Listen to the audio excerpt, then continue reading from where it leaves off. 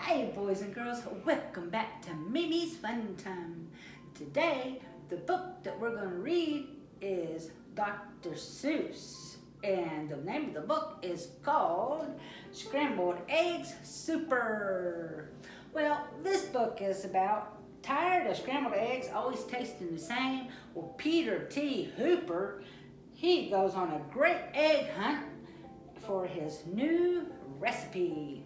So let's get going. Gather around and here we go.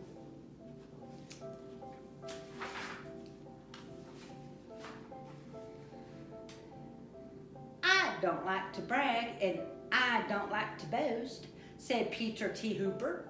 But speaking of toast, and speaking of kitchens and ketchup and cake, and kettles and stoves and the stuff people bake, well, I don't like to brag, but I'm telling you, Liz, that speaking of cooks, I'm the best that there is. Why? Only last Tuesday, when Mother was out, I really cooked something worth talking about. You see, I was sitting here resting my legs, and I happened to pick up a couple of eggs, and I sort of got thinking it's sort of a shame that scrambled eggs always tasted always the same. And that's because ever since goodness knows when, they've always been made from the eggs of a hen. Just a plain, common hen. What a dumb thing to use with all of the other fine eggs you could choose. So I decided that just for a change, I'd scramble a new kind of egg on the range. Some fine fancy eggs that no other cooks, like the eggs of the ruffle-necked salamagooks. A salamagooks? Say, that should be good. So I went out and found some as quick as I could.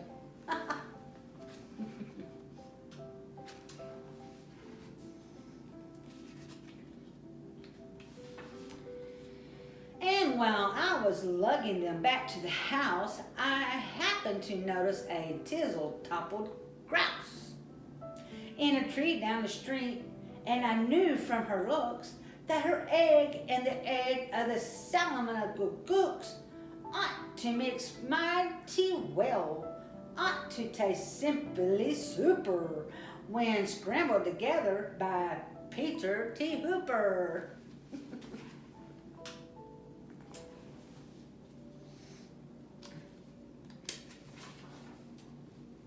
So I took those eggs home and frizzled them up, and I added some sugar, 2/3 of a cup, and a small pinch of pepper, and also a pound, and a horseradish sauce that was sitting around, and also some nuts. Then I tasted the stuff, and it tasted quite fine, but not quite fine enough.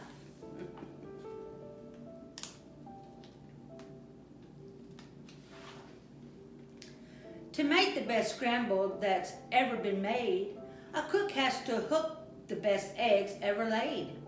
So I drove to the country quite rather far out, and I studied the birds that were flittering about. I looked with great care at a mock-noodled finch. I looked at a bagel-beaked, bald-headed grinch. And also I looked at the shadow-roosting quail, who was roosting right under a lilac-lax tail. And I looked at a spritz and a flannel-winged jay, but I just didn't stop. I kept right on my way, 'cause they didn't have eggs. They weren't laying that day.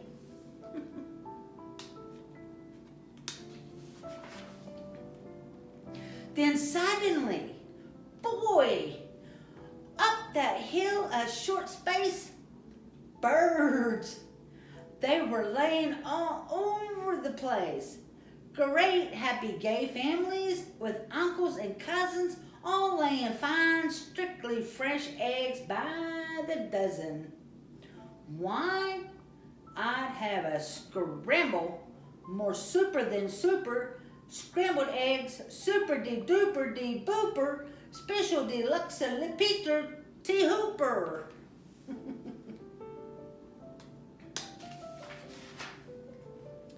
I picked out the eggs in the most careful way. I only picked those that I knew were grade A. I only took eggs from the very best fowls, so I didn't take eggs from the twiddly owls, 'cause I knew that the eggs of those fellows who twiddle taste sort of like dust from the inside of a bass fiddle.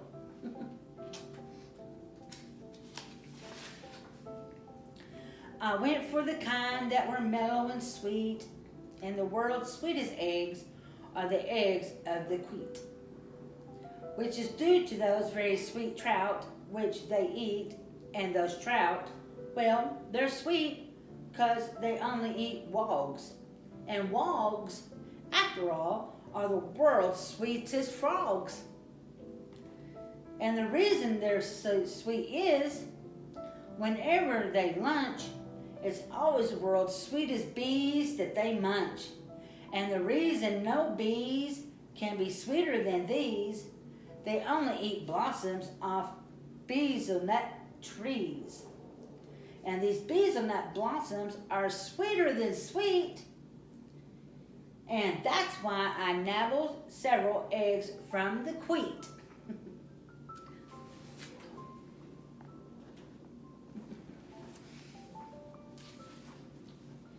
But I passed up the eggs of a bird called a strudel, who's sort of a stork, but with fur like a poodle. For they say that the eggs of this kind of a stork are gooey like glue, and they stick to your fork.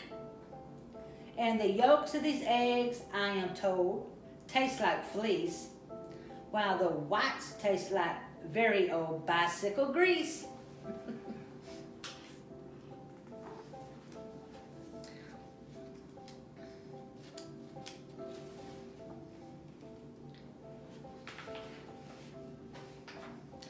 The places I hike to, the roads that I ramble, to find the best eggs that have ever been scrambled.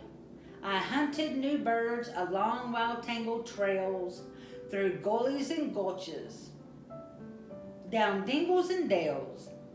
I wriggled my way and I crawled at a creep, through a forest of ferns that were 40 miles deep.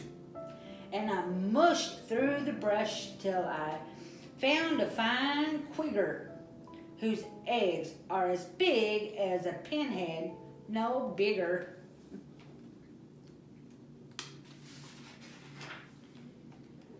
Then I went for the eggs of the long-legged quong.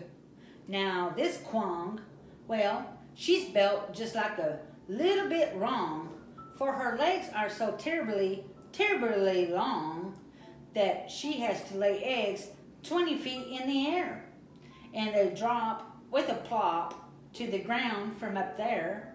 So unless you can catch them before the eggs crash, you haven't got eggs. You've got long-legged hash.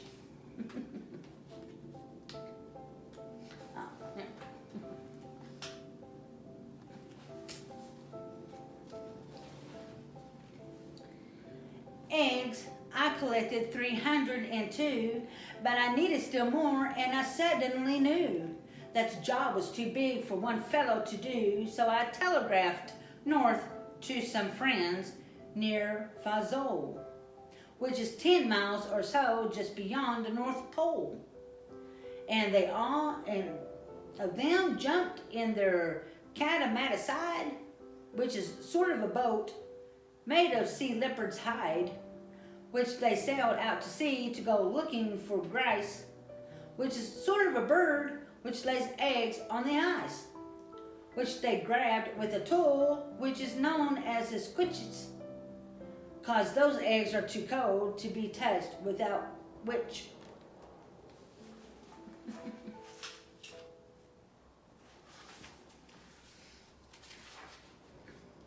And while they were sending those eggs, I got a word of a bird that does something that's almost unheard of.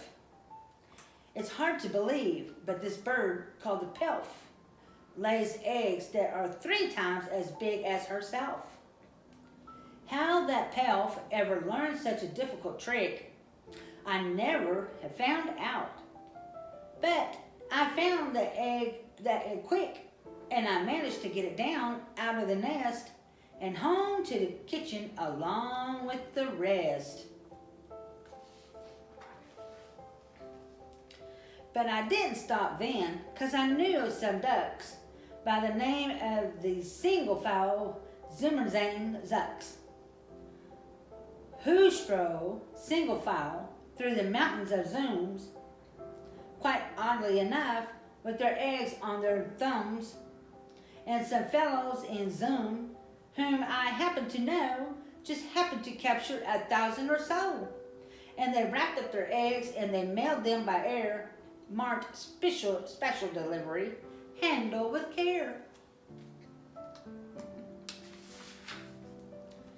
I needed more helpers, and so for assistance, I caught up a fellow named Ali, long distance. And Ali, as soon as he hung up the phone, picked up a small basket and started alone to climb the steep crags and the jags of Mount Struku to fetch me the egg of the Mount Struku cuckoo.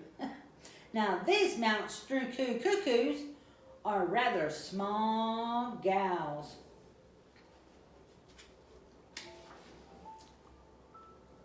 But these Mount Struku cuckoos have lots of big pals. They died from the skies with wild cackling shrieks, and they jabbed at their legs, and they stabbed at his cheeks with their yammering, clamoring, hammering beaks. But Ali, brave Ali, he fought his way through, and he sent me that egg as I knew he would do. For my scrambled eggs, super de duper de booper, special deluxe to the peeper Peter de hooper.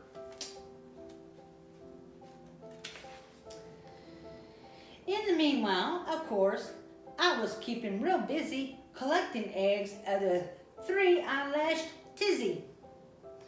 They're quite hard to reach, so I wrote on the top of a ham inke shikum shikakam shikam shikikam shinap.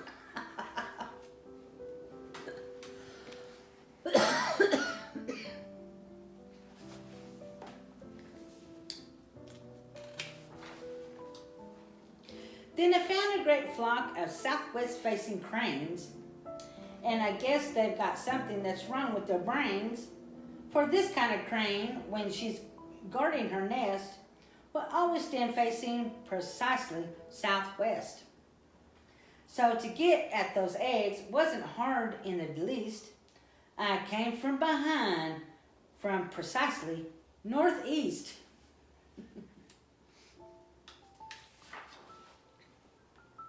And I captured the egg of the crackitus, who lays them up high in a prickly cactus.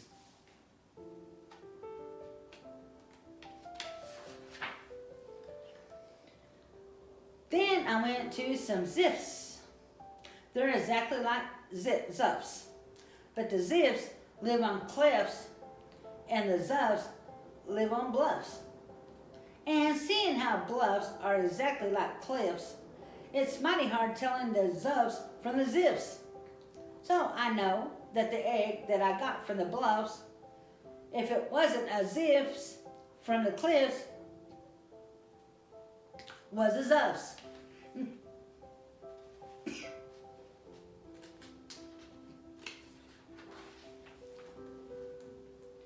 Now I needed the egg of the moth-watching sniff, who's a bird who's so big as she scares people to death. And this awful big bird, well, the reason they named her the moth watching snath is because that's how they tame her. She likes watching moths. Sort of quiets her mind. And while she is watching, you speak from behind and you yank out her egg. So I got one, of course, with the help of some friends and a very fast horse. Excuse me. If you want to get eggs you can't buy at a store, you have to do things never thought of before. Why? To get at the egg of one very small dwarf, we had to pry all of one mountain top off.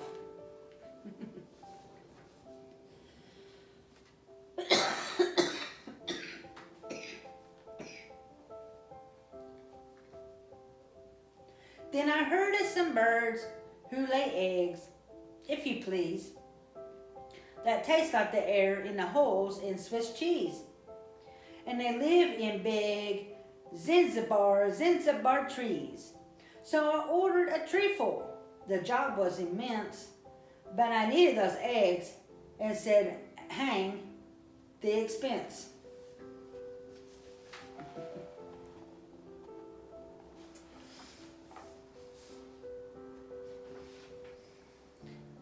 I still needed more, and I saved it for last, the egg of the frightful bombastic aghast. And that bird is so mean, and that bird is so fast, that I had to escape on a jillicky jest. A fleet-footed beast who can run like a deer, but looks sort of different. You stir him by ear.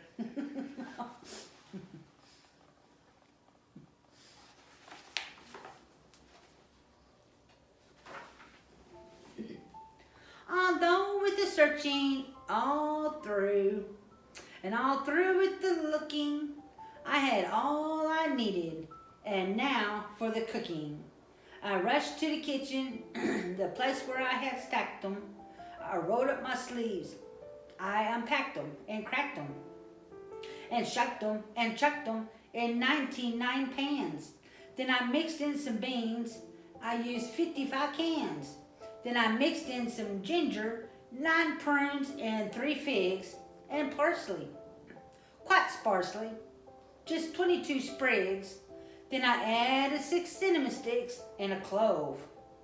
And my scramble was ready to go on the stove. And you know how they tasted?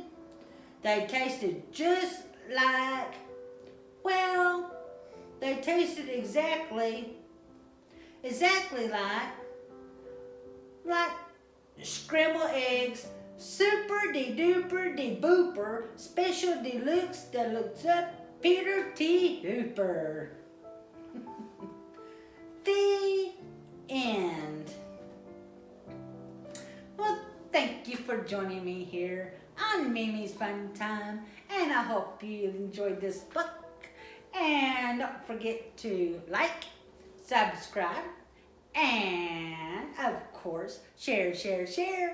You never know what kind of book we'll be reading next. So I hope y'all have a good day, good night, good morning, or wherever you are. And we will talk to you next time. Mwah.